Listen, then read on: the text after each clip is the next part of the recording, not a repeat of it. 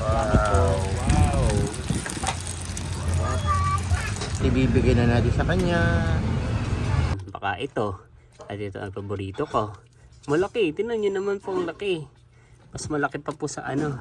Mas malaki sa dalawa. Bounds.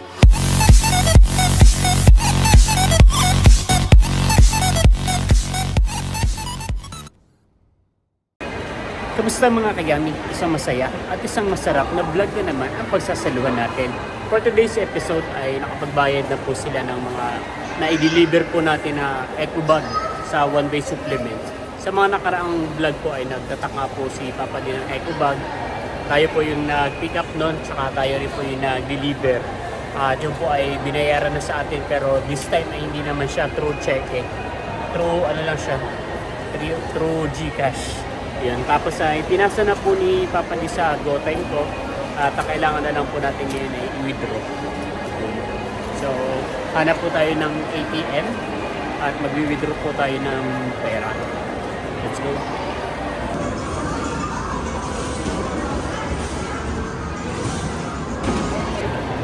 So, nakapag-withdraw na po tayo ng pera at bibili naman po tayo ngayon ng sapatos na susuotin ko po bukas sa office day po natin.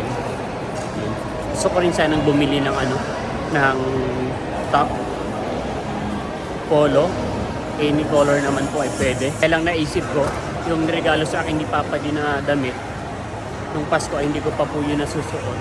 Kaya yun na lang po yung susuotin ko bukas para tipid. So magano na lang tayo bukas. Pre-repeat repeat outfit. Eh mga kayami, out na po tayo sa work at sarado na rin po ang Robinson Malabon. Nakabili na po tayo ng sapatos. Gandang-ganda kasi ako sa kulay gray. Parang dark gray siya. So mahilig ako sa gray pants, kaya babagay yun. So magkikita po kami ngayon ni Papa D sa labas ng Roshan. At kami po ay kakain sa labas sa Tapsilog, sa Tapsilogan. Let's go. Tatawid na po tayo ng Roshan at nag-aantay na po si Papa D sa tawid.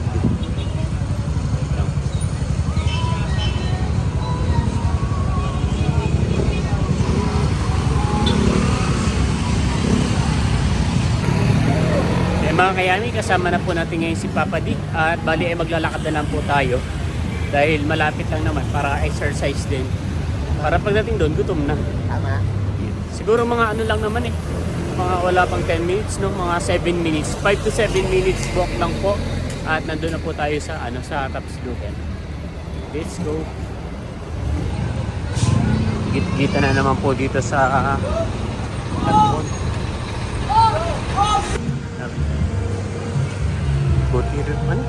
Butirox. Para masarap din dito, Dre. Yan, nandito na po ulit tayo sa may kanto. At dito po tayo kakain. Saan tayo sa dati? Dito na lang.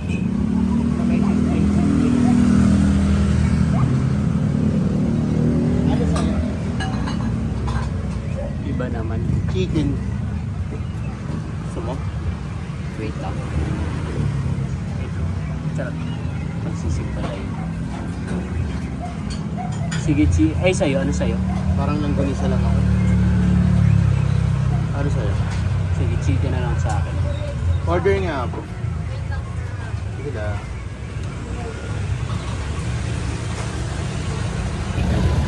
Pa-order na po tayo ng pagkain. Sa akin po ay manok, sa'yo ay logi na lang yung manis.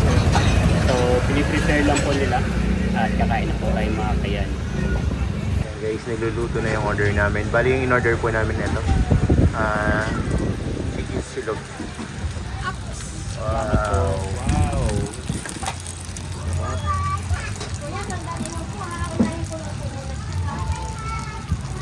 Sarap. Oh, sarap. Let's eat. Hingi tayo ng sabaw. Ayan guys, kukuha yung ato kaya namin ng sabaw. Yung partner namin sa ating chicksilog at sisig silog.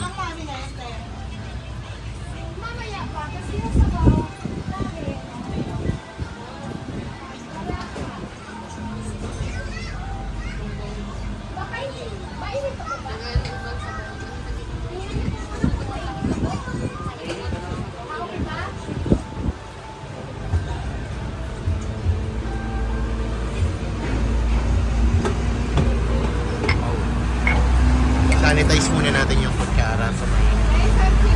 Ano yun? Sanitize. Tayo po mga kayami.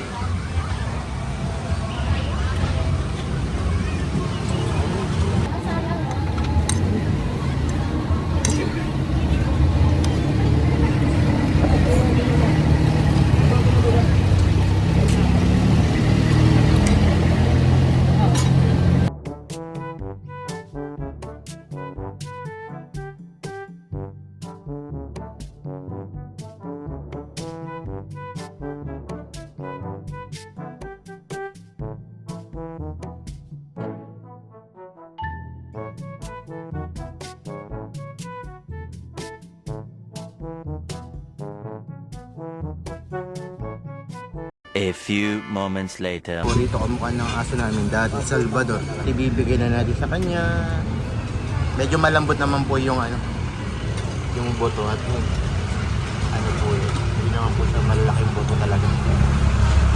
Thai part yun, kaya malambot lang. Okay. Naglalakad na po kami mga kayami. Pauwi na po tayo ng bahay. Nabusog ka naman. Sige. Ako nabusog kasi mas nabusog ako kasi ang laki ng manok.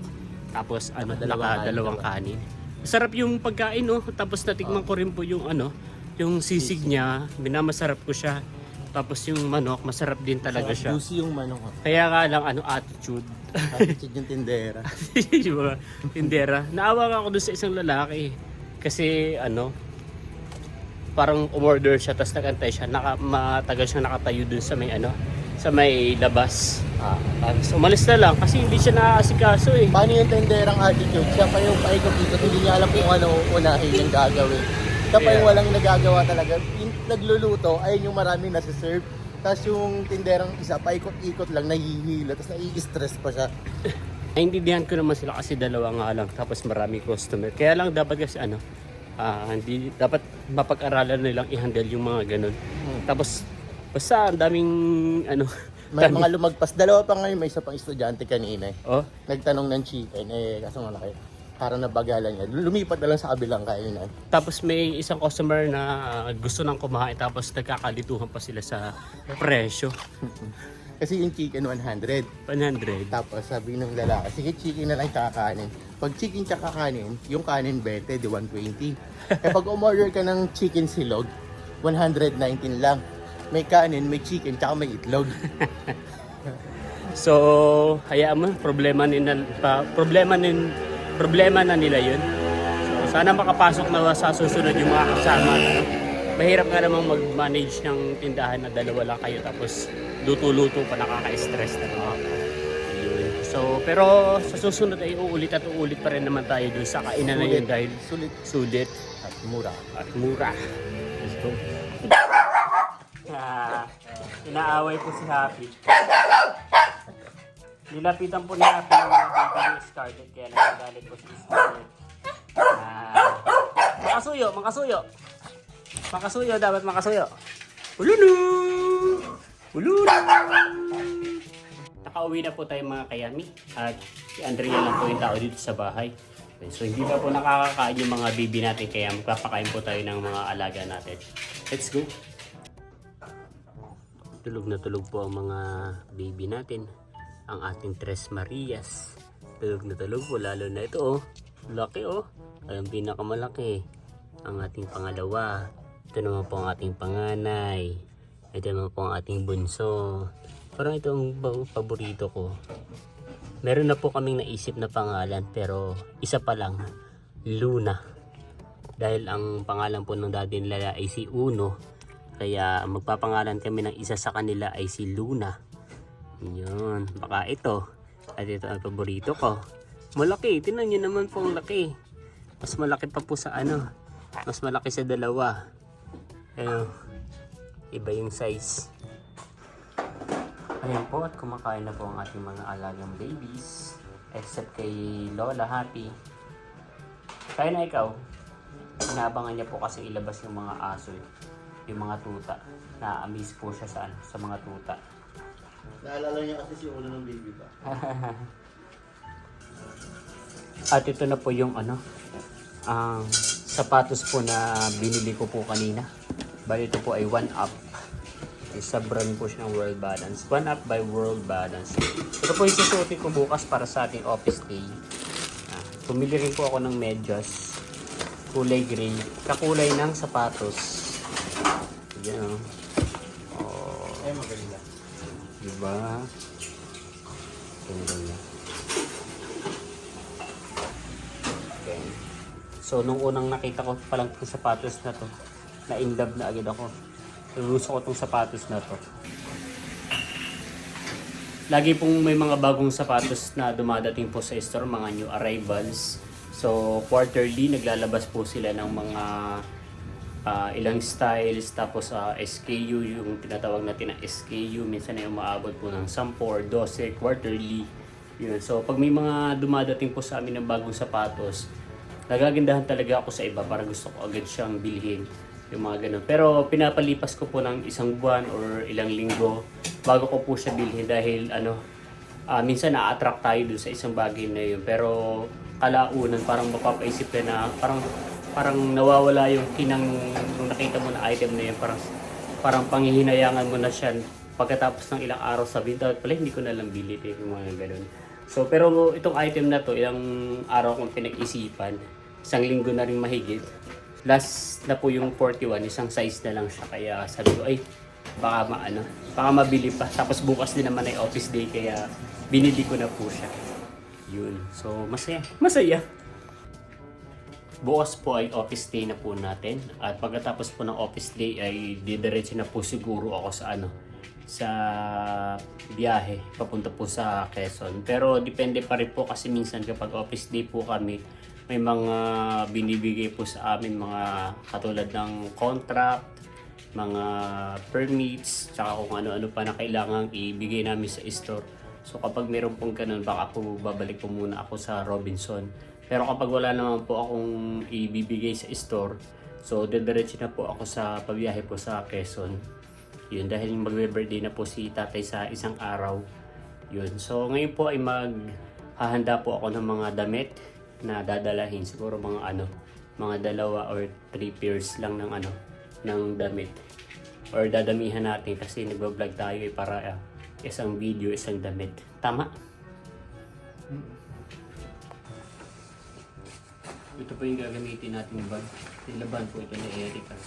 Kaya pumunta po sila sa Bicol, Camarines Soup, so ginamit niya, tapos nilaban niya. At ito po yung gagamitin natin sa pagluwas. Napakaganda niya kasi double bag. Pwedeng sling bag, pwedeng hand carry. Tapos napakarami na po na pwede niyo po ilagay dito na damit. Parang kasya ang pang isang linggo. Yun. World Balance din po ito. Kung may mga gusto kayong items, malapit lang po kayo sa Robinsons Malabon, ay magtanong lang po kayo sa akin dahil i-assist ko po kayo. Yun. Sa apartment ko. Ba't may mga